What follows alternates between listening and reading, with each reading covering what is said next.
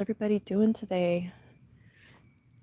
Well, I woke up with a little bit of a cold. It's not horrible, so I'm going to be taking it pretty easy today. You can see this project in the works here. Something that I'm very thankful for, the ability I'm going to have to grow plants during the winter outside. But I'm thinking about this next week. Thanksgiving is my very favorite holiday, and I think I just celebrate being thankful. And I love showing my family how much I love them by putting a good together. But I think what I'm going to do next week is I'm going to do some live streaming while I'm cooking. And I'll just share with you everything that I'm making as I'm making it, because that'll be the easiest way to bring you into our home and our kitchen. Let you see how I put Thanksgiving together to celebrate with my family. And it is going to be a smaller Thanksgiving this year because our daughter is in Alaska. So I think it's mostly going to just be my husband and I. But the cool thing about these cooking holidays is you can have food for like several days, right? And we usually share, put some food together, package some food up. Hey, happy Wednesday, Ron. Package some food up for some people that we know, but also enjoy having a nice meal. You're starting to be able to see these lemons. They're small. Everybody's saying their citrus is small, but I'm seeing that I have more than I realize here. Let's see, there's 1, 2, 3, 4, 5, 6, 7, 8, 9, 10, 11, 12. It's on this side. Gives me a little encouragement here. I tell you, this lemon tree has probably been the most difficult thing in our yard. Most difficult fruit tree we have, really, to get right, the water and everything. 13, 14. Yeah, it looks like there's about 14 lemons. I know that's not much for this big tree. Thank you. It's not much for this big tree, but hey, you know what? It lived. A lot of people lost stuff this year with our heat. Most of this stuff is about done. We still have a few pomegranates that we haven't picked. Just a few. And as I pick the pomegranates, I actually cut the branch because it doesn't fruit on the same branch again. Are there any left over here? And the bags actually did work. I'm so thankful my friend, oh, there's a nice one down there.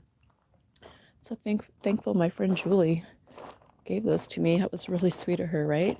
And here's one that we didn't put a bag on.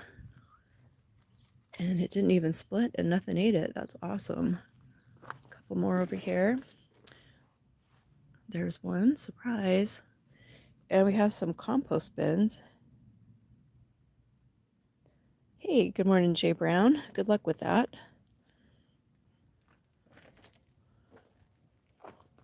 And what's really cool here are my big experiment for the year was this quinoa.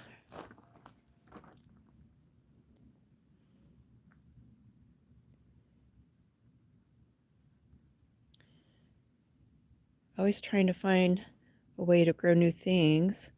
And quinoa is the perfect protein. So that's pretty cool, at least for like, vegan meals. But if you're somebody that can't hunt, because there's nothing really to hunt here and we don't really hunt anyway, it's nice to find something that provides you with nutrients, right? And quinoa is like a great one. It's kind of plain though. You have to know how to cook it, right? And over here, we still have our tomatoes going. Soon I'll be throwing sheets over this at night.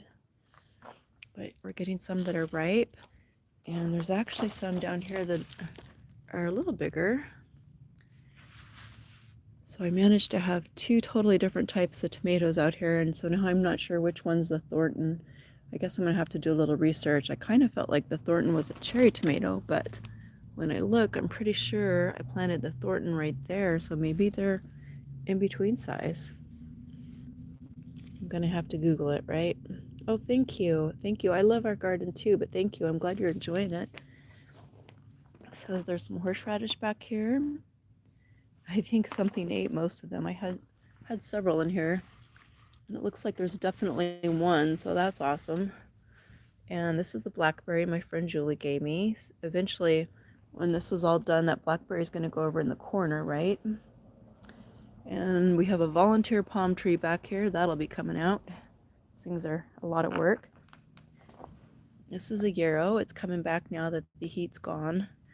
And yarrow is a very plain herb, but it's actually pretty amazing. So look into it if you're interested. I ordered some asparagus starts. I need to add more dirt into this. Hey, Tesla's World, what time is it? You know what? I think it's probably around 9 here. I actually didn't look at the time when I came out. I was kind of being lazy this morning. But I need to add some dirt to these asparagus crowns. The crazy thing is I've had asparagus going for, I don't know, 6 years, and last year I got disgusted because they were only pencil thin, and I'm like, I'm tearing this out. I don't have a whole lot of space to grow.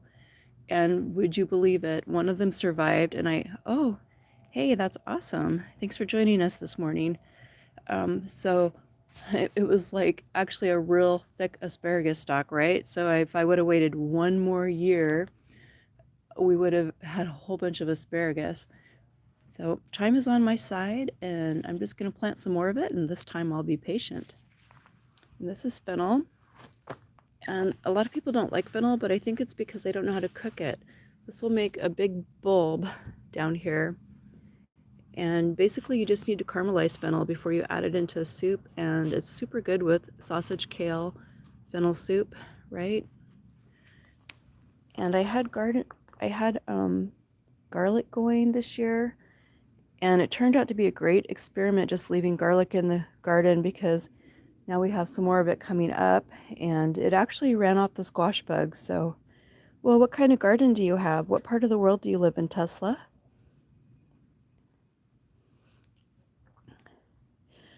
My best advice is keep trying. When I first started gardening, a friend gave me a garden journal, and I would write down everything about what I was doing, what I started. Ohio, okay. I have to admit, I've never been to Ohio, but what I would do is write down when you start your seeds. When do people usually plant gardens where you live? Like, do you plant in June? Do you plant in May? When can you start putting stuff out? That would help me. What you want to figure out is how long it takes for your seeds to germinate. If you have never started stuff from seed, you might want to start with buying plants from the nursery, but you can save a lot of money by starting your seeds yourself. And if you do start them, you want to have grow lights so they don't get too leggy, and keep your grow lights about 2 inches away from your seedlings so you don't cook them, right? And that'll keep them from getting leggy. And you don't want them to be too warm. This is our Anna apple tree. It's doing so fabulous. You don't want them to get, okay, so you can put stuff out in March. That's awesome. So you actually can put stuff out before I can. I can grow cruciferous over winter, some of it outside, but usually I would say May is a good time for setting stuff out where we are. Wow, so if you can actually put stuff out, what are your temperatures in March, Tesla's World? Like, what's your high and your low? You could probably actually, let me see, November, we'll just say December, January, February, March. You could actually start some seeds now. If you're able to set stuff out in March, you could start some seeds now. Like, you could start tomato plants, you could start peppers. Those things take a lot longer to grow. Eggplant, you could start those seeds now. I will probably be waiting another 2 months to start those seeds. Like January, February is when I'll start them. Some things take a lot longer to get started. Here I can actually direct seed squash in June, late June if I want to. But things like squash don't take very long to come up. So keep a little garden journal. That's my recommendation. And that way you can see what you did from year to year, and you can see what worked, what didn't, how it worked. Fertilizer is really important. Okay, so yeah, you can't really put any of that stuff out at 35. So I'm going to guess you probably won't be putting stuff out before May, right? So you probably can wait till January to start things like peppers, eggplants, and tomatoes if you like those foods. And then, what do you like to grow? Tesla's World. Tell me what you like to grow. So I can tell you that green beans like warmer soil, you can't put those out when it's too cold. But peas, if you, oh, there's Meg, she's joining us. We have a little construction going on here, so yay, future, we're calling it a she shed, future greenhouse. Peas, if you wait till it's too warm to put those out, they actually rot in the soil. So I actually, just as an experiment, put some peas out here.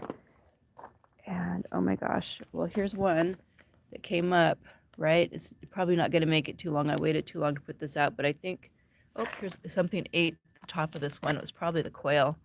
See that? That was a pea, but it's still there. Have any other peas coming up in here?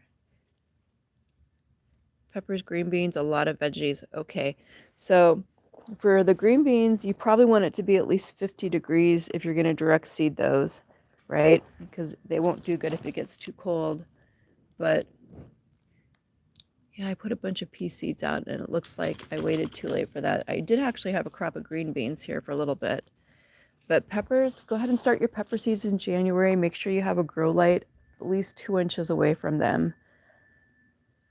I'm going to be able to overwinter peppers. So this serrano pepper that's a little late to get going, it's kind of leaning over. It's heavy, I guess. It's finally putting peppers on. I made the mistake of having this mint growing all over the place, right? And I love mint for tea, and it actually is supposed to repel rats, but apparently the enzymes the roots put off affect the growth of other plants. So I ripped a bunch of the mint out and harvested it, right? And I'll show you. I'm finally getting some pepper setting on. I think they might, depending on how hard and how fast winter comes on, we might actually get some peppers on this. But peppers are pretty cold tolerant, and here they're a perennial. Oh, okay. Have a great day, Tesla's World. Thanks for joining us this morning. But once this is done, I'll cut it back and it'll come back next year. So that's cool. But anyway, I just came on to say hi and let you know that I'm going to be doing some live streaming. Ooh, I forgot. I wonder how these pistachios are doing. I haven't picked these yet. Some of them got hit by a fungus, but some of them actually did okay. And I'm kind of waiting for them to, yeah, have a great day, to split a little bit. Because when you buy them in the store, right, some of them are closed, some of them are split, and they'll need to be toasted or possibly even dehydrated a little bit. I'm totally new to growing pistachios. It takes, yeah, have a great day, Ron. Thank you. But this is something I need to figure. Oh, look at this one. Okay. So apparently they actually do have an inner and outer shell just like the almonds do, because you can see inside here. Can you see that? See if I can blow it up. Oops. See if I can blow that up a little bit. I'm not very good at that. I'm sorry. There you go. If you look, you can see there's an inner shell and an outer shell. So it just takes a long time for these to develop. Hey, TWC Myers, thanks for joining the channel this morning. So I guess I'm going to wait a little while, maybe until it gets a little colder to try to harvest these. And then I'm going to put them on a dehydrating setting. I don't want to overcook them. One year I tried, when I actually had a harvest, this is like the second time we've gotten these pistachios.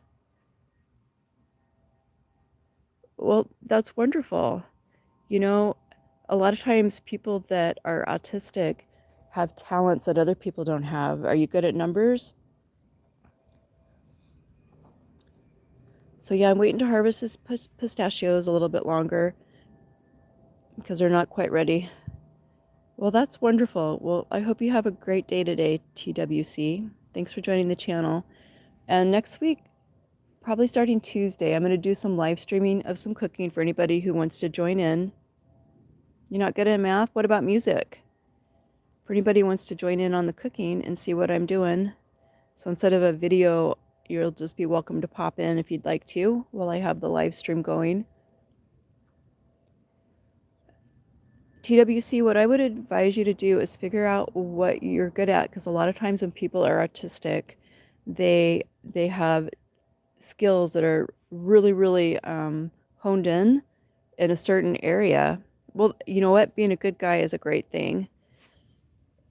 And one thing I know, I worked at a university for a while, and one of the faculty that I worked with, I'm pretty sure he had ADHD, because one time I went into his office and he had like this thing on his computer screen that was a distraction that was moving.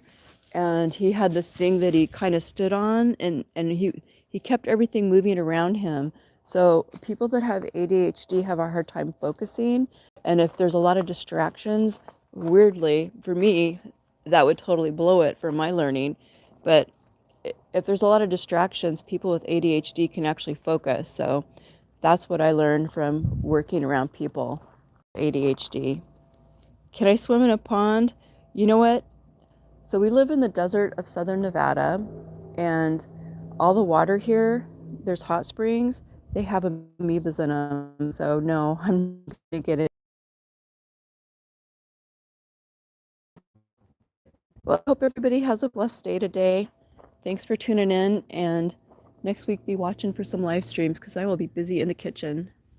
Thanks for watching. Have a blessed day.